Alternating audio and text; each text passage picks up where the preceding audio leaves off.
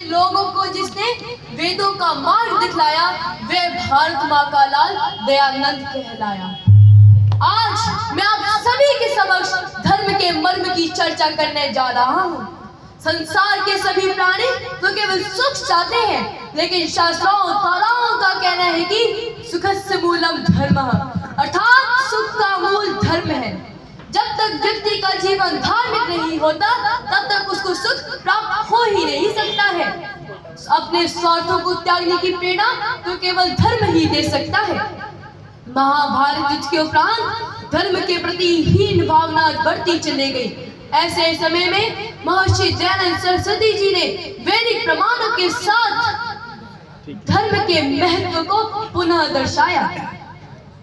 अपने संस्कृति के विनाश की चिंता तो सभी करते हैं, लेकिन उसके मार्ग पर चलने का प्रयास कोई नहीं करता। जब तक व्यक्ति अपने गुरुओं की शरण में बैठकर वेद विद्या ज्ञान को प्राप्त नहीं कर लेता, तब तक उससे क्या कहलाएगा?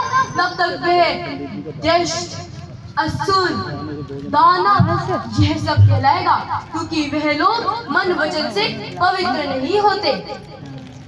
अब मैं अपने कुछ पूर्वजों की गौरव गाथा गाने जा रहा हूँ। अब आप सबको यह बताना है कि इनमें से कौन कौन मेरे पूर्वज होंगे। पहले दद्दा का नाम नोट कर लो।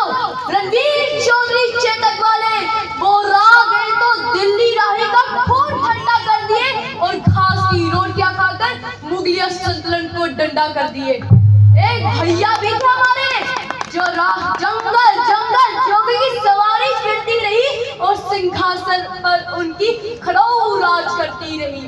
एक बाबा भी थे हमारे। एक राजा ने चोटियां खोल दी तो ऐसा भड़के कि गेम ऑफ ड्रोन खेल दिए और पूरा का पूरा मगध अकेले खेल दिए।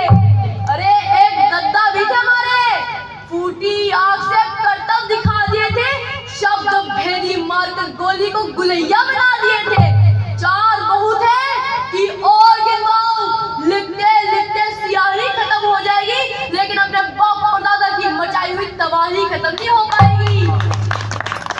कलयुग में ऐसे कहीं धाम नहीं थे, भारत की तरह ऐसे कहीं आयाम नहीं थे।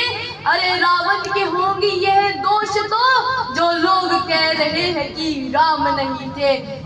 कैसे कहे कि पाप नहीं थे, जब पाप है तो कैसे कहे शाप नहीं थे।